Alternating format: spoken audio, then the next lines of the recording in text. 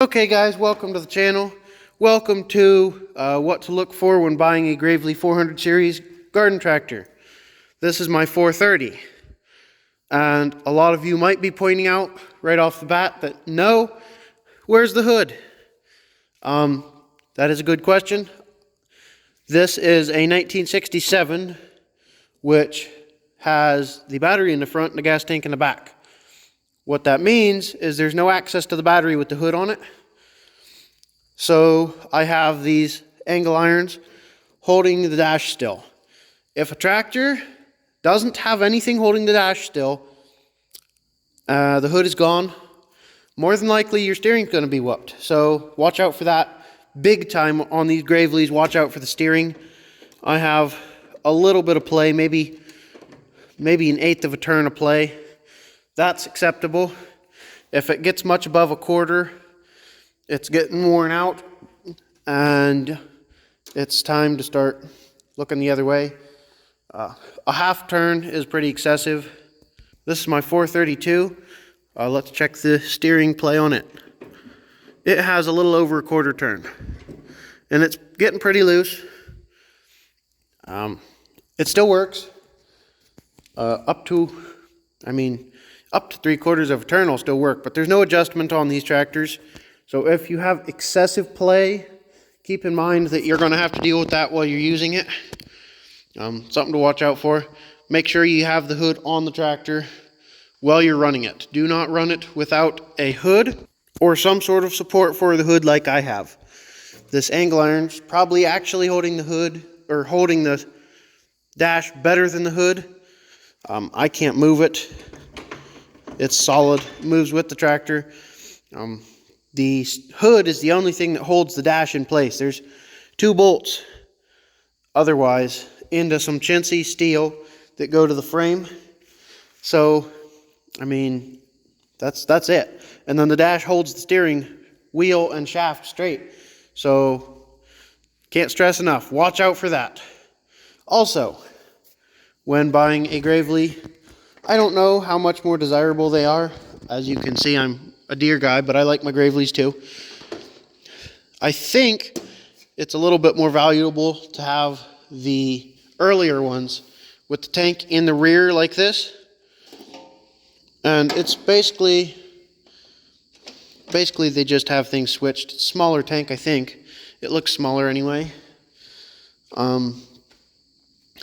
What I watch out for is the clutches on these. If you're buying one that doesn't run, there's not really anything you can do about that unless you put it in low gear or high gear or A gear, engage the clutch and try and push it back and forth. See if you can spin the engine. There's not much you can do. Like this tractor I bought non-running, I paid $100 for it because those clutches are just a pain in the butt. They're internal clutches. You have to take the transmission apart. So unless you're up to doing that, which I'm too lazy to do. So if you're not up to doing that, probably best just to buy a running tractor or get it fairly cheap so that you can get your money back out of it if the clutches are bad. Something to watch out for attachments. Front drive kit, pretty pricey. I have one. You can put any attachment basically for a walk behind. I have a sickle bar on mine right now. Watch out for that. I think I paid $400 or $500 for that front drive kit. So it does up the value quite a bit by having one of those. The other attachments you can get, you can get a snow plow. I don't think you can put the rear mounted tiller on these, but don't quote me on that. Again, I'm not that big on Gravely. Tires, obviously, if they hold air, that's better. Not a big money saver. If they don't, toolbox. If it has a toolbox, that's a good thing.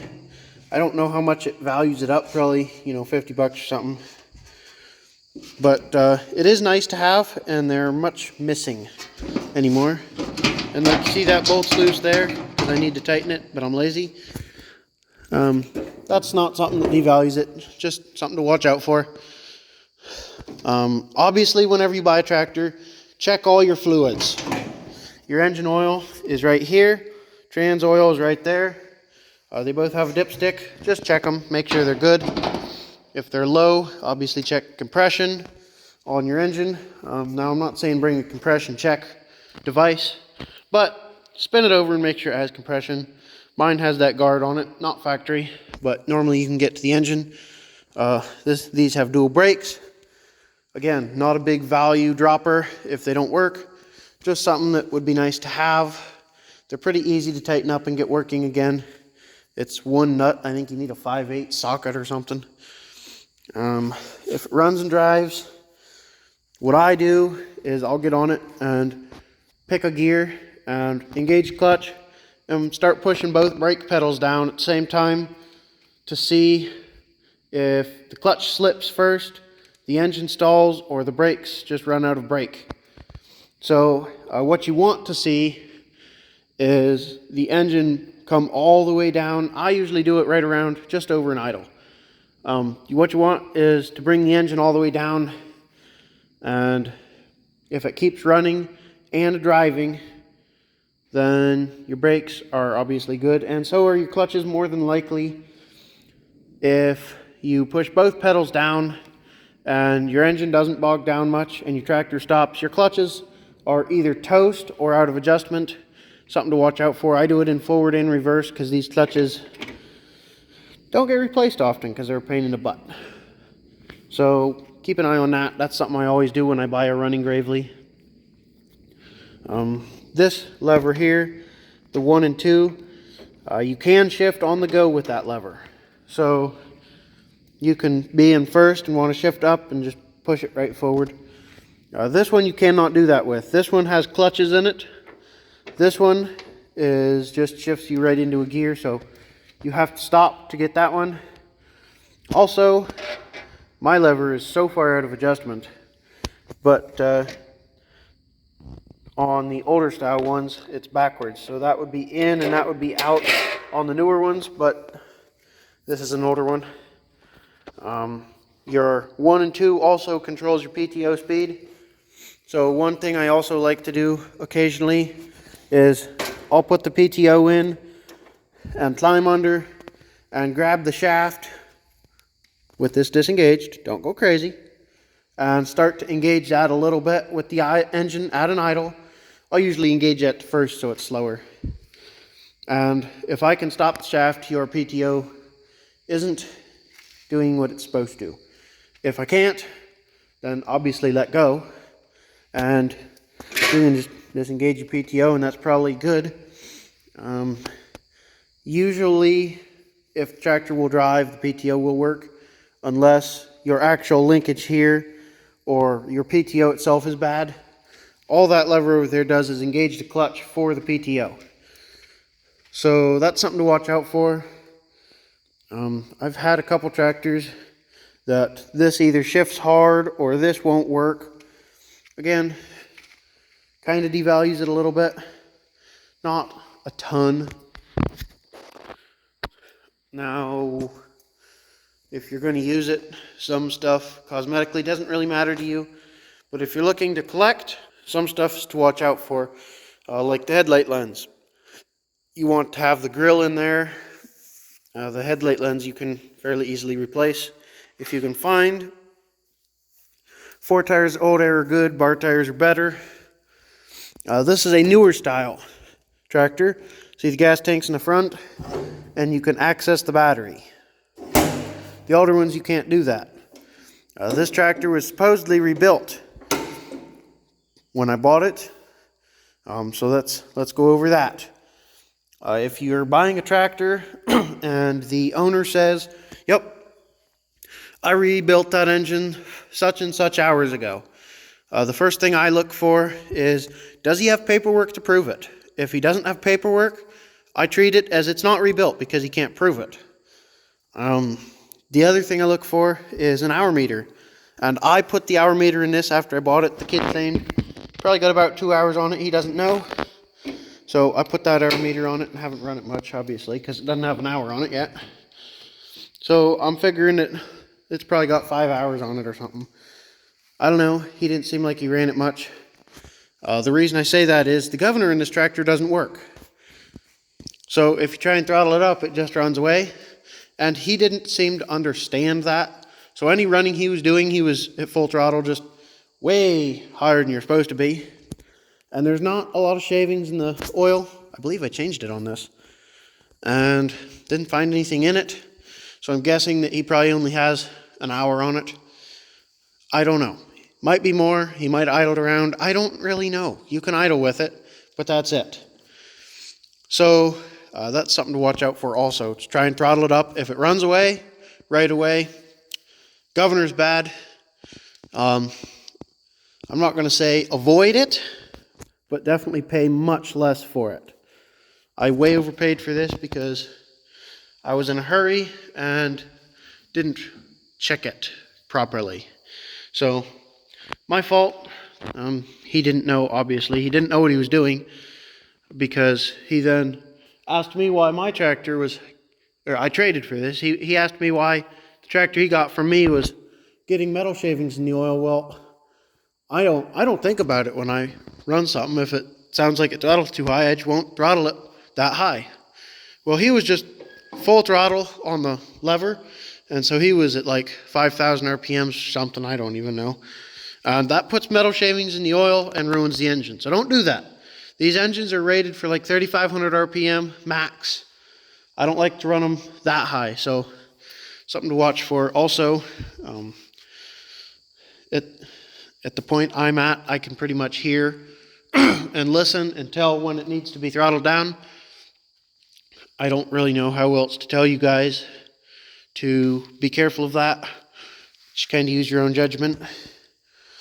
Let's see here. Obviously, the seat is in good shape. That's a better thing. I mean, mine's not great, but it's okay. So just watch out for stuff like that. I mean, if the lights work, that's a plus. Doesn't really do anything to the value. But make sure the engine runs good. If they say it's rebuilt, make sure it actually is. Have them give you proof. Either, personally, I will accept paperwork as the biggest thing. Videos, if somebody's filmed it, put it on YouTube, that's great. Also, pictures help a little. They're not my favorite thing because they don't really show what's going on as much. So pictures are okay, but it depends what kind of pictures you got. If you got pictures of him with his hands in the engine with brand new parts or something, then that's a little more believable. But again, there's no, yep, it's this engine. So just something to watch for. Again, like I said, make sure the clutch works. Make sure all your gears work. And like I said, out is up here on this one and in is back. So that's just one more thing. Let's see here. I don't really know. As long as it runs good and drives good, I would say the value for this tractor, if the engine was rebuilt like it is rebuilt. I have the paperwork. But the governor was good. I'd say that's probably a $600 or $800 tractor. It costs $400 or $500 easily to rebuild an engine, depending on how good you do it. I don't know what he has in this one. I don't think he did a ton to it. But for example, my John Deere 140, I got over $500.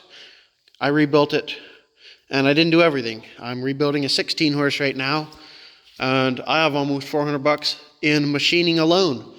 But I'm doing everything on it. So you can have anywhere from $100 to put rings in something. Rebuild. That's not rebuilding it in my opinion, but some people call it that. So you can have anywhere from $50 to put a set of rings in it, on up to $1,000 if you rebuild everything and do it correctly. So, again, something to watch out for.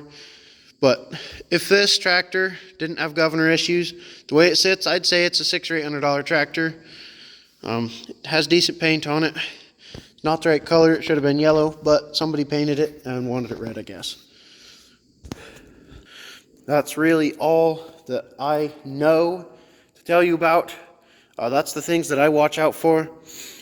Pretty much as long as the tractor runs and drives, you're going to be okay, as long as, you know, everything else works. So, again, this is only for the 400 series Graveleys. Do not try to use this video for other ones. It won't work. Some of you probably will anyway. So, you know, good luck to you. The values are a bit different. Just like in the John Deeres, the 200 series are worth less than the 100 series. In my experience, the 800 series are worth less than the 400 series. People like the 400 series. Don't know why, but they do. The way this tractor sits, I do have the hood for it, by the way. I'm not skimping out on that. I would put the hood back on it to sell it. But the way it sits, I'd say it's worth $600 or $800 also. Maybe $1,000. Simply because this is completely original. I bought this from the original owner. He bought it brand new in '67. And it runs, drives. This is my tractor that I use.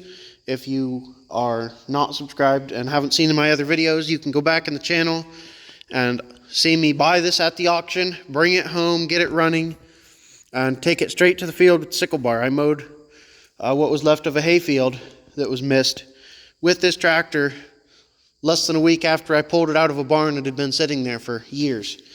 So, I mean, it's if you were to take and sell just the tractor, probably $500. Front drive kit, if you were to sell that, $400 or $500, and that sickle bar is probably worth $50. It's pretty shot. But that's my knowledge on these things. I don't really know what else to tell you guys. If you have any questions, as usual, let me know. If you like the garden tractor content, consider subscribing. I've got a lot of it. I fix them, I use them, I buy, and then I end up selling because I have too many projects. So if you have any questions, let me know. I'll try to answer them to the best of my ability. If you have a video request, let me know. Again, I'm not guaranteeing anything, but I always try to get 2 video requests. It might take a little while, but I try to do it. I just have a lot going on all the time. So again, thanks for watching. I hope this was educational, and I will catch you on the next one.